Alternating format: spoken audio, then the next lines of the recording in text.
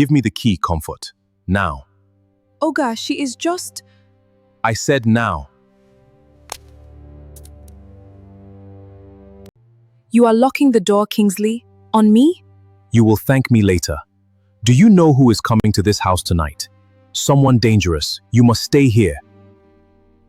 Do you know what people will say if they see you standing there in that wrapper top market prices? I built this family's name for 30 years. You will not be the one to embarrass it in one evening. I am your wife. You are a mistake I am managing quietly. Before the gatehouses and the marble floors, there was a zinc roof in mile 12 that let the rain in every June, right over the corner where Amara kept her books. Her mother, Mama Ngozi, sold akara by the roadside from 5 in the morning until the oil in the pot ran low. Amara was 19 when her father's small transport business collapsed under debts he never wrote down anywhere. Debts he kept in his head, he used to say, until the day the men came to repossess the last of his buses. And there was no head, no paper, no proof of what had already been paid. He died 2 years later, still arguing with a ledger that existed only in his memory. Amara swore she would never let a number disappear like that again. She never finished her accounting diploma. School fees stopped coming the year her father's business folded. But what she kept, what nobody could take from her, was the habit her mother had taught her without meaning to teach anything at all. Write it down and read it twice before you sign your name to it. There is a small scene worth remembering because it returns later. A supplier once tried to shortchange Mama Ngozi on a sack of beans, insisting the delivery note said 50 kilos when the scale clearly read 42. Amara, 17 at the time, did not raise her voice. She simply asked to see the note, read it once in silence, read it again out loud, and pointed to a small correction in the supplier's own handwriting that he had tried to smudge over. Paper does not forget, she told him, even when the person who wrote it wants it to. The old man who watched this from his shop next door, Papa Emeka, a retired court clerk who had spent 31 years filing other people's disputes, laughed so hard he nearly dropped his kola nut.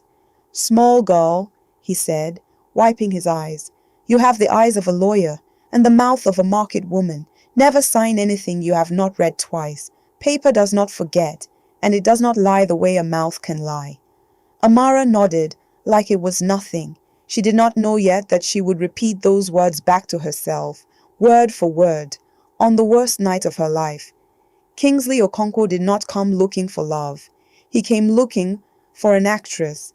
His father, Chief Obiora Okonkwo, founder of Okonkwo Textiles and Logistics, a man who had built a fabric empire out of a single loom in 1988, had given his only son an ultimatum 3 months earlier. "Bring a wife home. Show me you can be responsible for a family, and the company chair is yours. A man who cannot hold a home cannot hold my business." Kingsley did not have a wife. He barely had time for a girlfriend. What he had was a deadline and a driver named Ifeanyi, who happened to mention that the roadside akara seller's daughter near the estate gate was sharp-tongued, well-spoken despite her background, and, more importantly, quiet enough not to ask too many questions. He found Amara on a Tuesday. By that Friday, less than 5 months before the wedding conversation his father was expecting, he had made her an offer across a plastic table at a roadside canteen. "I need a fiancé for maybe 2-3 months," he said, sliding an envelope toward her. "Just to meet my parents. Play the role. I will pay you well, better than you would earn in a year selling akara. When my father hands me the company, we go our separate ways. Clean. No wahala. Nobody gets hurt." Amara looked at the envelope for a long moment. "And if your parents ask questions, I cannot answer. They won't. My mother just wants to see a woman standing next to me. That's all. You're not marrying me, Amara. You're acting. There is a difference." She should have felt only suspicion. Instead, she felt something smaller and more dangerous. Hope.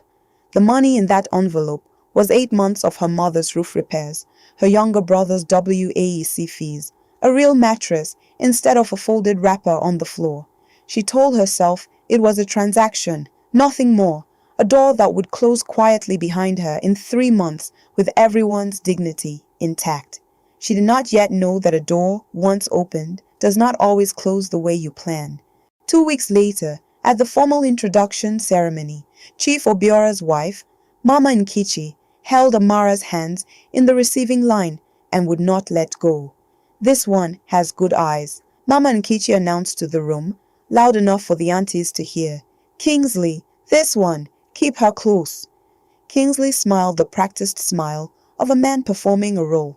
Amara smiled too, and for one unguarded second, she almost forgot she was performing anything at all. Later that evening, Chief Obiora's lawyer approached with a folder explaining that as a gesture of family unity, and to show the board that the Okonkwo household was stable enough to hand the company to Kingsley, a small ceremonial stake in Okonkwo Textiles Community Shares Program would be registered jointly in both their names. Purely symbolic, the lawyer said. The kind of thing families do to show they're building together. Kingsley waved it off without looking up from his phone. "Just sign it, Amara. It means nothing. My father likes the paperwork to look complete. Sign where the man shows you." Amara took the pen, and, because it was simply who she was, because her mother had raised her to never sign anything without reading it, she read the document twice before her name touched the page. She did not understand every legal term, but she understood the words transfer of shareholding, effective and binding upon execution, and she folded her own copy of that document into her handbag without a word. Kingsley never noticed he was already on a call about someone else's wedding. There was a night, 3 weeks into the arrangement, when Amara almost saw the whole shape of it.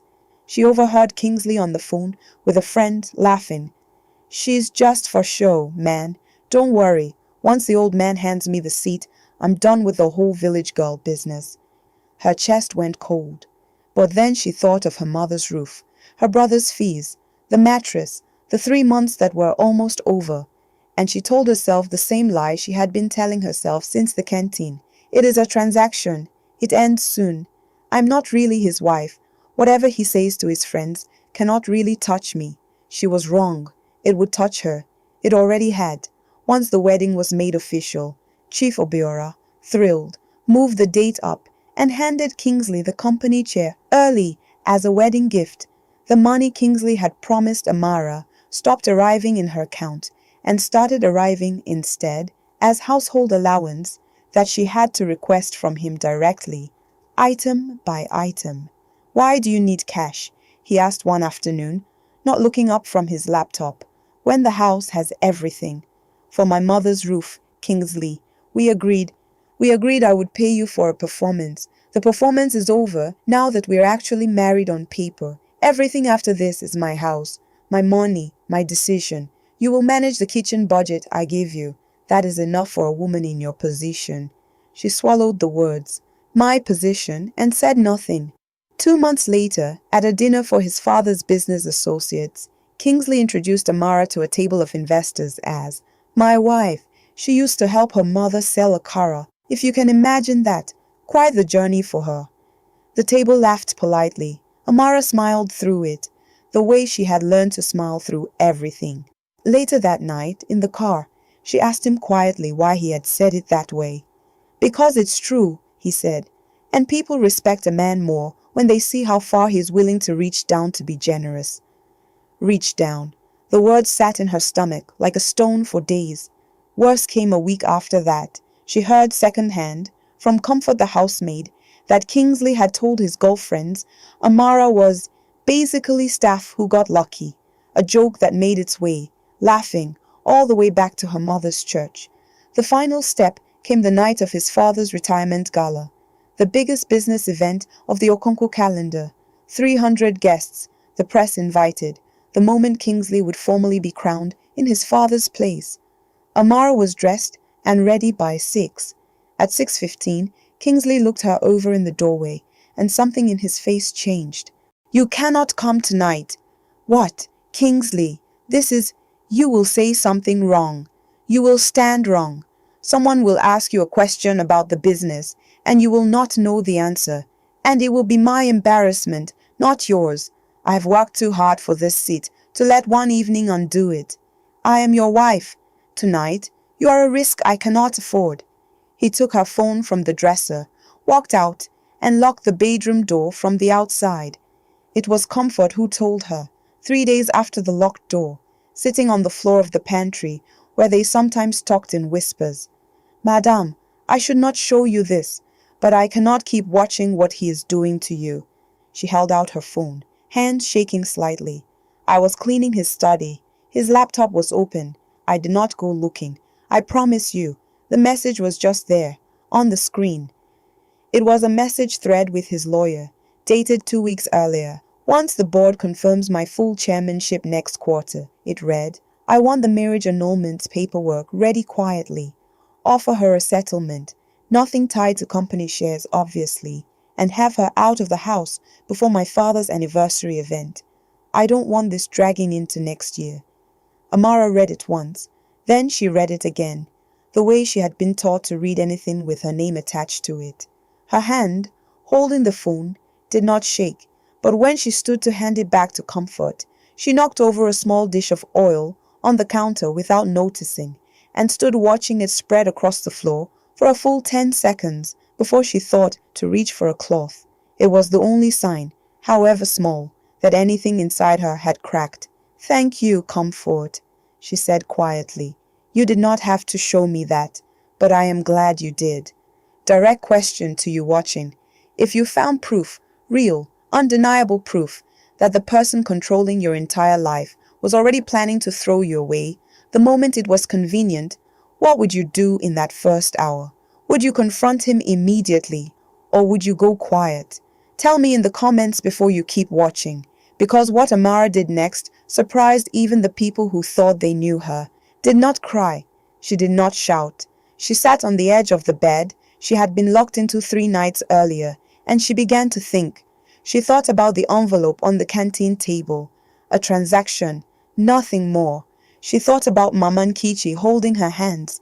This one has good eyes. She thought about the folder the lawyer had slid across the table at the introduction ceremony, and Kingsley, waving it off without looking up. Just sign it, Amara. It means nothing. My father likes the paperwork to look complete. He had told her so himself. Not a threat, not a warning, an instruction, tossed off carelessly, that she had followed exactly as written, reading twice, keeping her copy, saying nothing. Papa Emeka's voice arrived in her memory as clearly as if he were standing in the room. Never sign anything you have not read twice, my daughter. Paper does not forget, and it does not lie the way a mouth can lie. She reached into the small metal box under her old mattress at her mother's house, a box Kingsley had never once asked to see, because he had never once considered that a woman he was planning to discard might have kept anything of her own, and found the folded copy of the shareholding transfer, exactly where she had put it 8 months before. The plan formed itself, piece by piece, using only what she already had, her copy of the document, her memory of numbers and language. Papa Emeka, the retired court clerk who had watched her grow up reading paper twice. Nothing new, nothing borrowed, nothing invented for the occasion.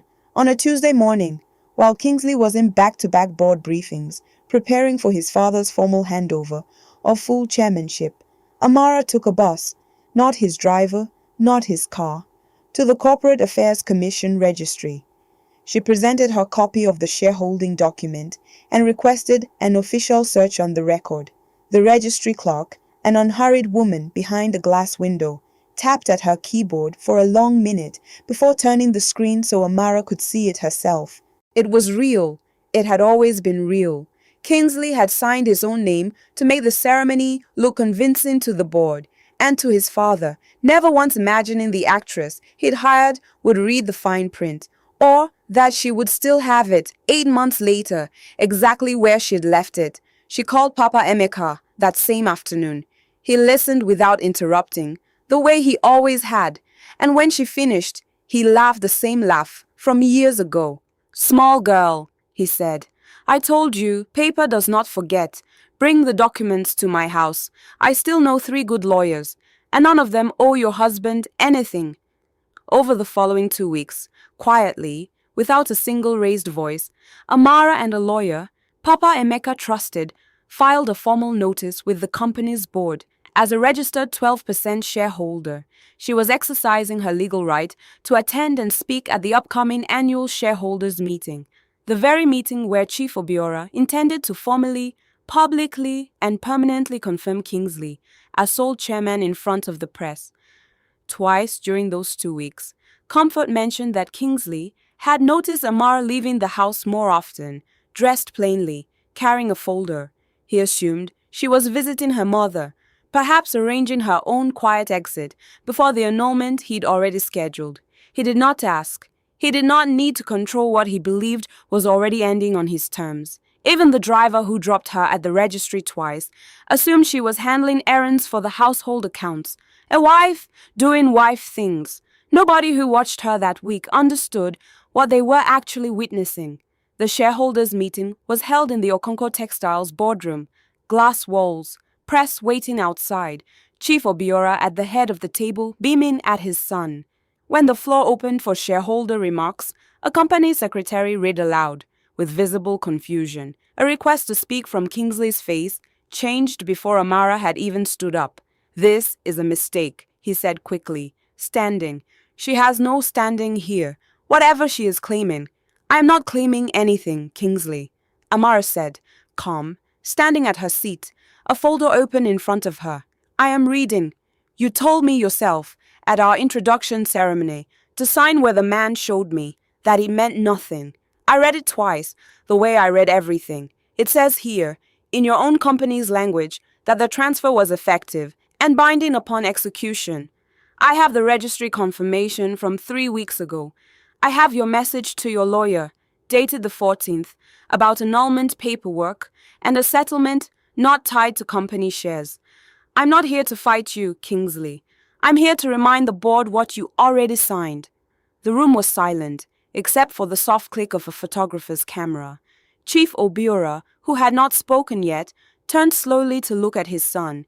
"Is this true?" Kingsley opened his mouth to answer, and found, for the first time in his life, that there was no clever reframing left to offer.